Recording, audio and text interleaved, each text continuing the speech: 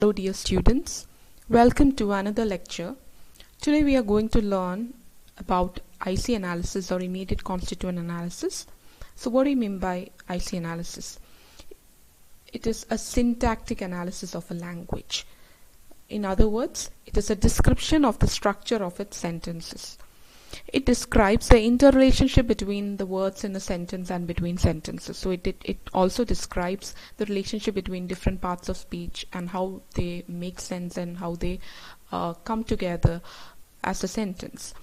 It is essentially a structuralist tool. So it was introduced by the structuralist linguist.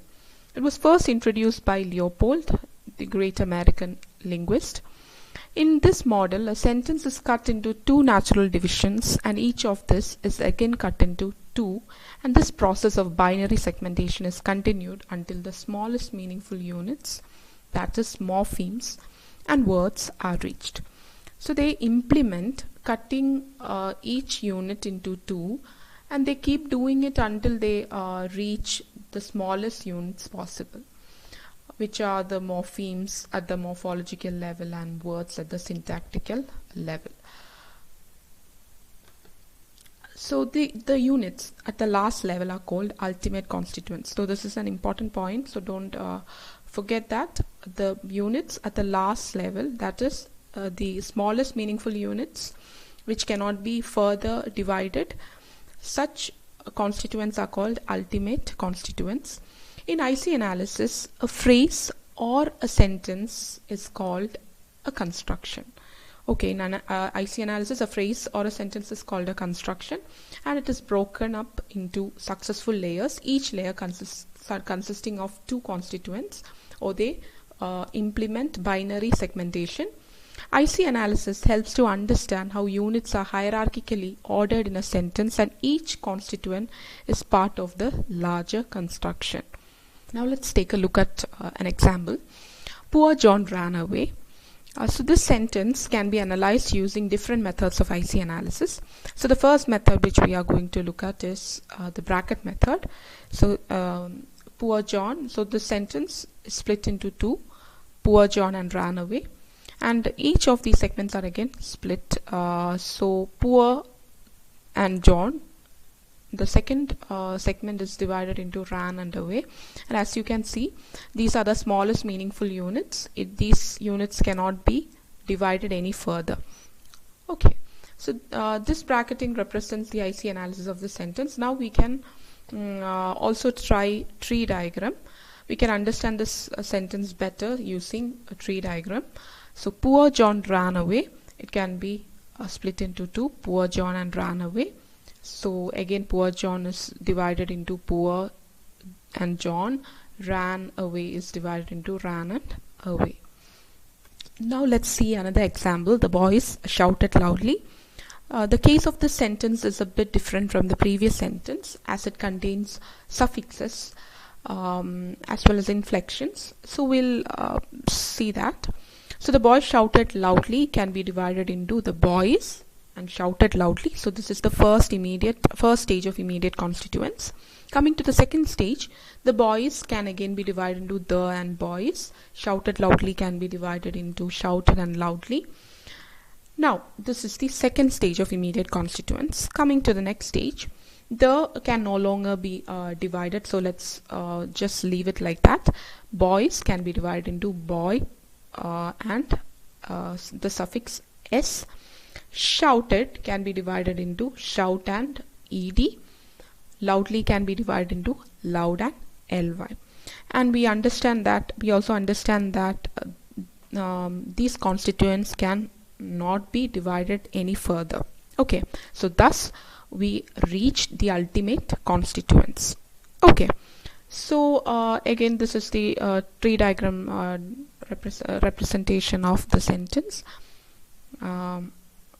So the boys shouted loudly is divided into the boys shouted loudly, the boys shouted loudly, then boys is again divided into boys and s. Shout is divided into shout and ed.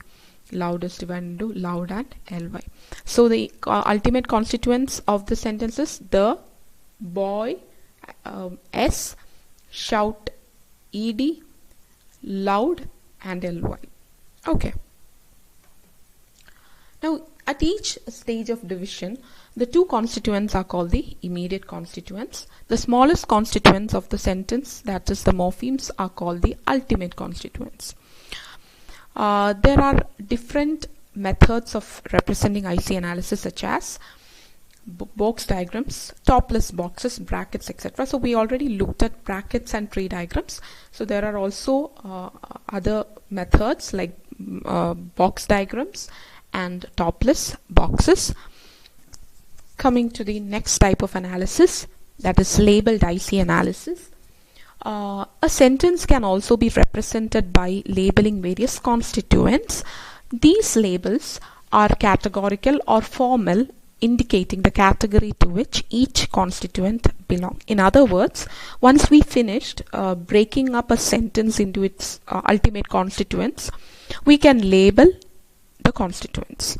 Okay, for example, in the sentence poor John ran away, the ultimate constituents can be labeled as as follows.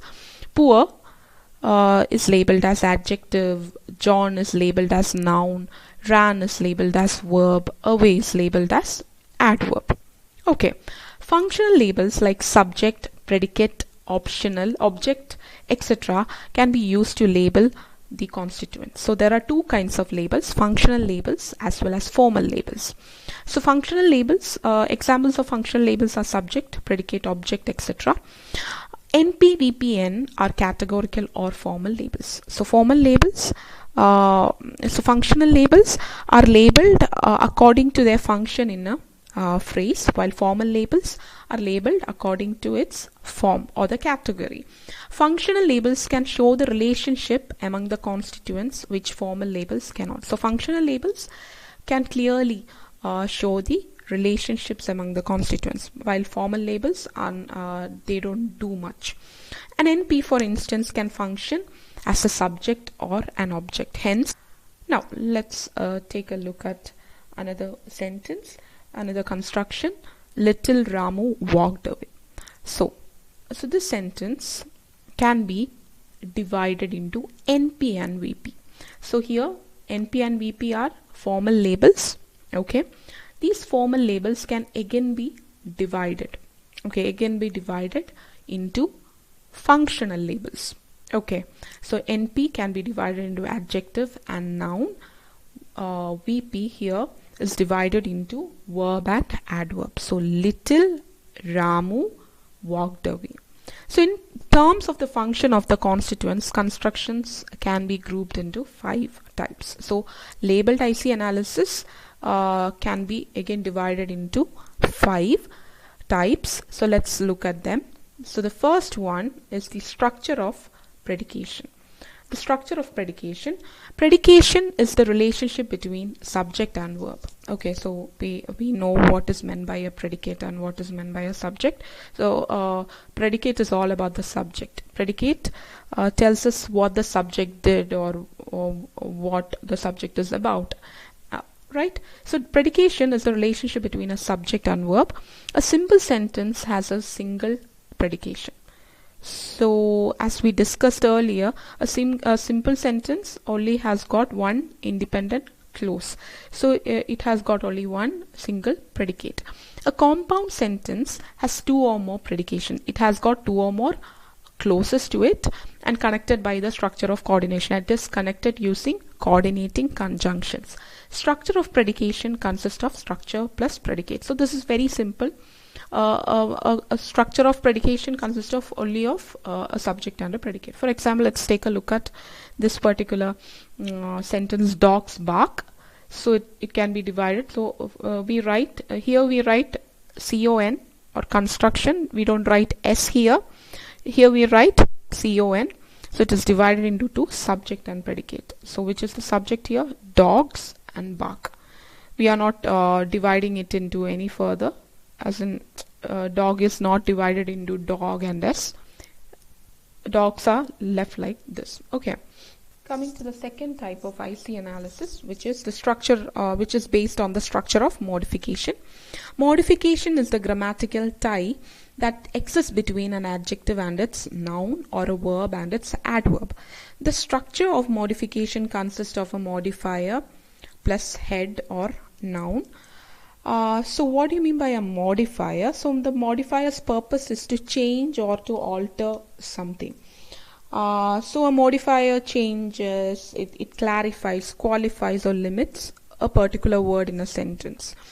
So modifiers can be adjectives or adverbs. Now let's take a look at an example for a structure of modification. A boy is a phrase, and here we don't write S here. Why? Because the proponents of IC analysis look at sentences, phrases and clauses as constructions. So here they write CON, and it is divided into two, a head and a modifier.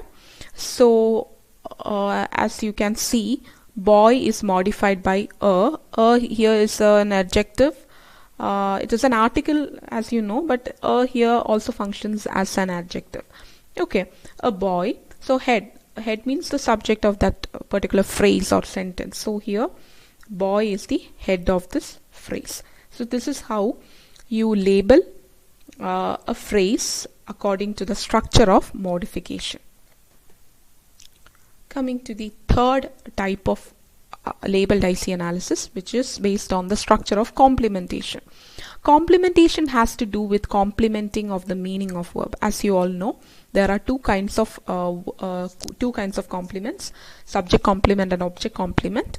It consists of verbal plus complement. So we also checked out what is meant by verbal.